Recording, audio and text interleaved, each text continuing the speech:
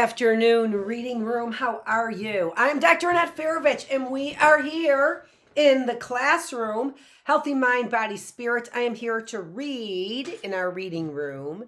We are on day 6, so that means we are on chapter 6 of our book, Heidi, by Johanna Spyri. If you're wondering where DIY went, you might be wondering where my DIY went. I'm doing it tomorrow. It is when my class gets heavy duty, it's especially in the heavy duty things that are going on in my life, I sometimes need a little break. I was doing a lot of, I lost some files, I found some files, then I was doing all kinds of digging for all the right files. And that wears me out. Chapter 6. A new chapter and altogether new things. In the house of Mr. Sensman in Frankfurt lay his little sick daughter.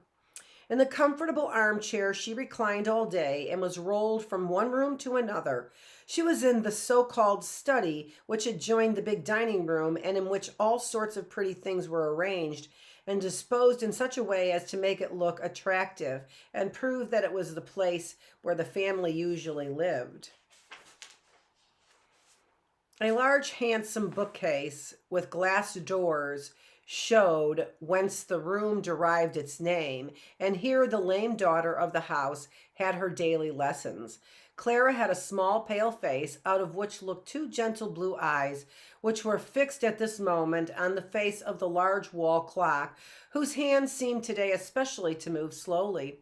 For Clara, who was seldom impatient, was certainly so now, and said with decided symptoms of irritation in her voice, "Will the time never come, Miss Roddenmeyer?" The lady so addressed sat bolt upright by a little work table embroidering. She wore a mysterious kind of wrap, half collar, half mantle, which invested her person with a majestic appearance, heightened by a kind of built-up cupola upon her head. Miss Rottenmeier had lived in the house ever since the death of Mrs. Sensman. She directed the housekeeping and had the management of the servants. As the matter of the house was almost always traveling, he gave up the entire care of everything to this lady, with the understanding, however, that his daughter should be consulted and that nothing should be done contrary to her wishes. As Clara asked for the second time, with every sign of impatience, if it was not getting late for the arrival of those whom they were expecting, Diet, with Heidi's hands in hers, stood below the house door and asked of John, the coachman, who had just driven up with the carriage, if it was too late to venture to disturb Miss Rottenmeier. "That is no affair of mine," said John gruffly. "Go into the hall and ring for Sebastian." Diet did so, and the house servant came downstairs.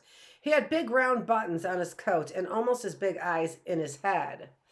"I should like to inquire if at this hour I might venture to disturb Miss Rottenmeier," launched forth Diet. "This is not my house. Ring for Miss Tinette. That is her bell over there." And without other information, Sebastian disappeared. So Diet rang again, and presently Miss Tinette made her appearance on the stairs with a dazzling little white cap on the top of her head and a very mocking expression on her face. "What is wanted?" she said from the top step without coming down. Diet repeated her demand.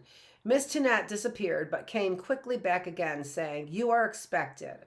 They now mounted the stairs, following Tinette, Diet still holding Heidi by the hand, and entered the study. Diet stood politely near the door, but never let go of Heidi, for she did not know what the child might do in this strange place.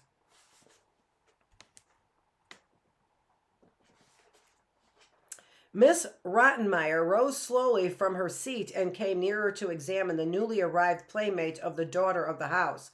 The sight did not seem to please her. Heidi had on her simple woolen dress, and her old defaced straw hat was on her head. The child looked in the most innocent way round about her and examined the turret on the lady's head with astonishment. "What is your name?" asked Miss Rottenmeier, after she had looked at the child searchingly for several minutes, during which Heidi never dropped her eyes. "Heidi," was the answer, given distinctly in a clear, ringing tone. "What? That is certainly no Christian name. You were not baptized by that name. What name was given you at your baptism?" asked the lady. "I don't know that now."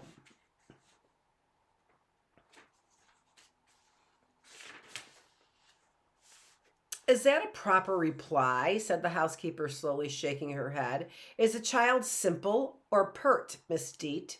If the lady will allow me, with her consent, I will reply for the child, for she is very inexperienced," said Deet, while she gave her niece a secret push for her inappropriate answer. "She is certainly not simple, nor is she impertinent.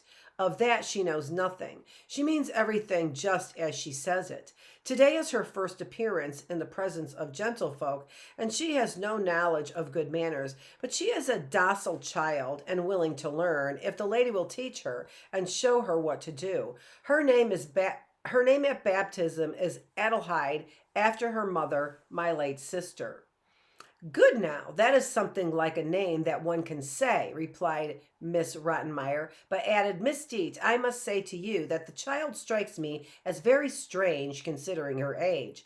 I had informed you that the companion needed for Miss Clara should be about the same age as she is, in order to follow her lessons and share the same general occupations.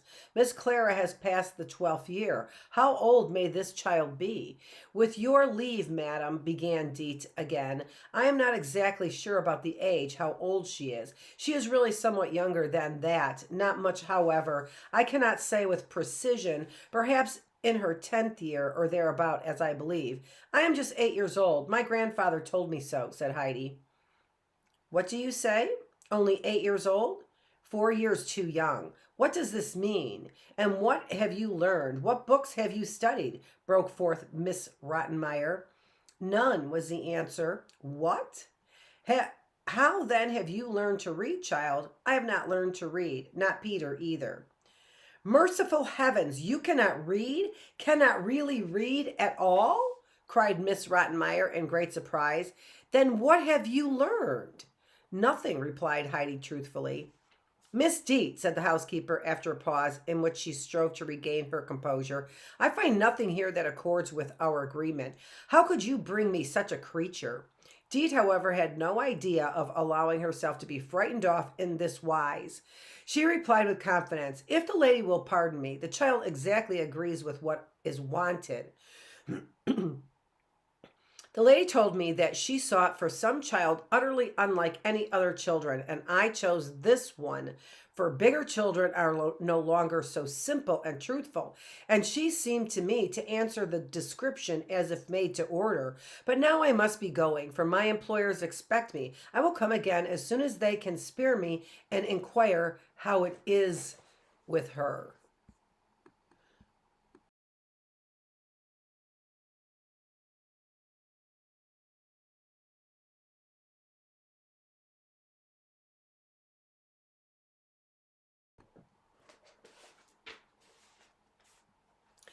When, with a courtesy, Deet was away out the door and down the stairs very quickly. Miss Rottenmeier stood still a moment, then ran after Deet, for it occurred to her that there were many things still of which she must speak, if the child were to remain, and she plainly saw that Deet's intention was to leave her with them. Heidi stood still in the same place by the door. Clara had until now remained a passive observer in her chair and noticed all that took place without interfering. Now she beckoned to Heidi. "Come here to me." Heidi approached the rolling chair. "Do you prefer to be called Heidi rather than Adelheid?" "My name is Heidi and nothing else," said the child. Then I will always call you so. The name pleases me for you. I never heard it before, and I have never seen a child like you. Have you always had such short, curly hair? Yes, I think so. Were you glad to come to Frankfurt? Pursued the older child. No, but tomorrow I'm going home again to carry the grandmother some white rolls, said Heidi. Well, you are a strange child, replied Clara. You have been sent for expressly you have been sent for expressly to Frankfurt to take lessons with me, and now it turns out that you cannot read. It will be great fun for me. Now there will be something new during the lessons. It has always been so dreadfully tedious. The mornings seem to have no end. Just think, every morning at 10 o'clock the professor comes, and then the lessons begin and continue until 2 o'clock. That is so long. Often the professor holds his book before his face quite near, as if he were suddenly nearsighted, but it is really to yawn. He yawns frightfully, and Miss Rottenmeier also takes out her handkerchief and holds it over her whole face, as if she is very much amused at something that are reading, but I know well enough that she too is yawning horribly behind it. And then I should like to yawn too, but I have to smother it, for if I once yawn outright, Miss Rottenmeier would say that I was weak and would fetch the cod liver oil at once. And of all things, I hate to take that stuff so. I much prefer to swallow my yawns. But now that you are here, it will be much more pleasant, for I can listen while you learn to read. You know, that's not a bad punishment, is it? Cod liver oil. It tastes really bad, and but it actually is good for you. So, you know, not a bad punishment. How's my hair doing?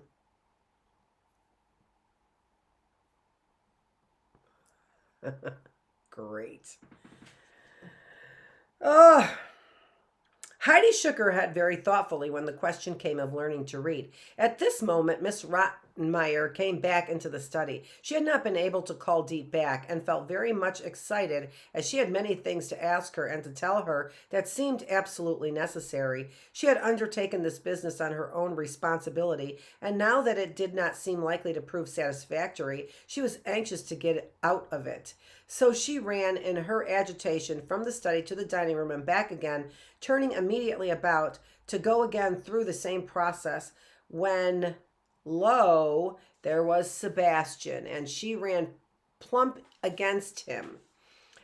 He was casting his round eyes anxiously over the table, which he had just set for dinner, to see if anything was missing. This train of thought can be followed out tomorrow, but today dinner must be served at once. With these words, Miss Rottenmeier pushed past Sebastian and called for Annette with such a disagreeable tone that the lady's maid tripped forward with much shorter steps than ever and stood before the housekeeper with such a mocking expression on her face that Miss Rottenmeier did not venture to attack her, but tried instead to control herself. The room for the child must be made ready, said the lady with a great effort at calmness. Everything is there. It is only necessary to dust the furniture. Well, that is worthwhile, said Annette ironically, and went away.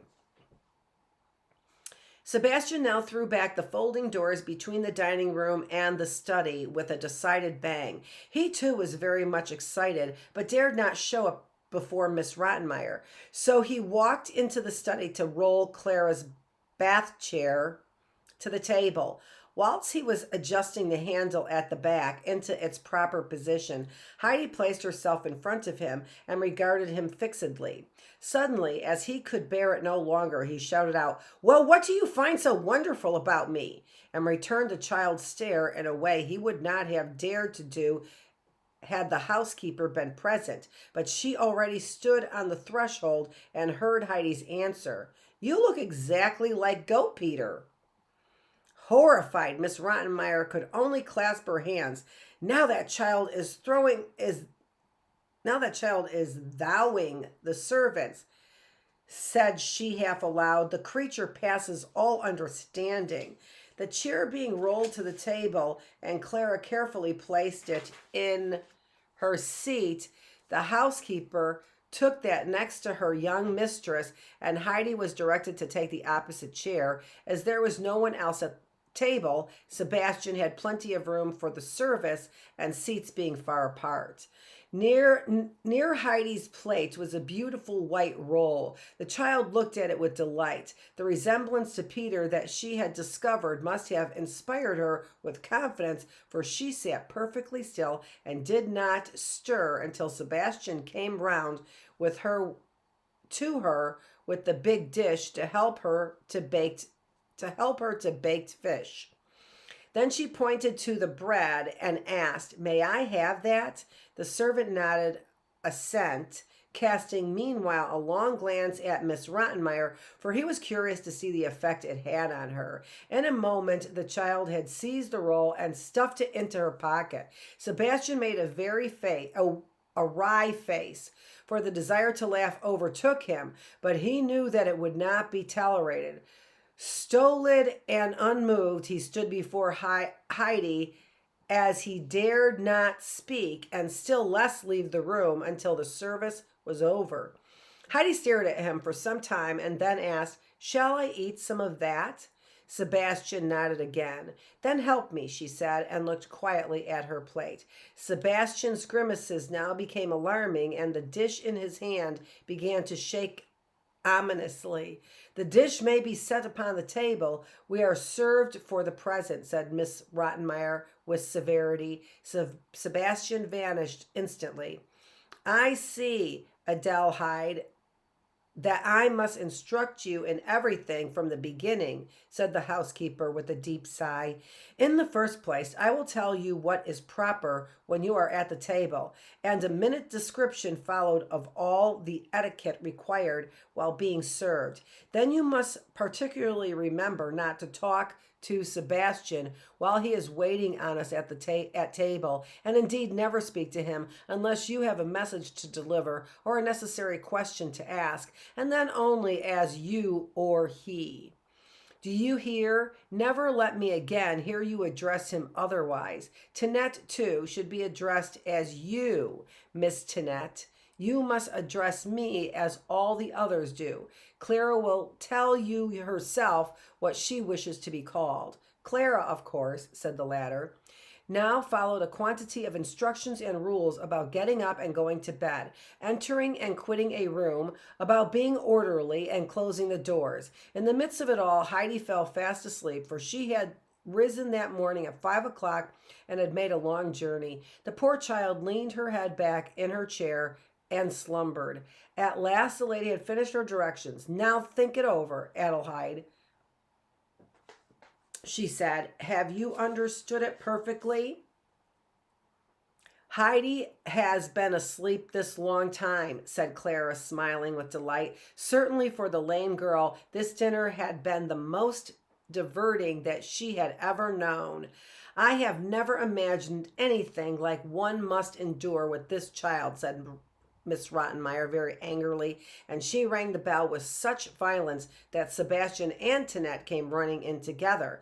The child did not waken, in spite of all the noise, and it was with greatest difficulty that they could get her sufficiently roused to lead her to her bedroom.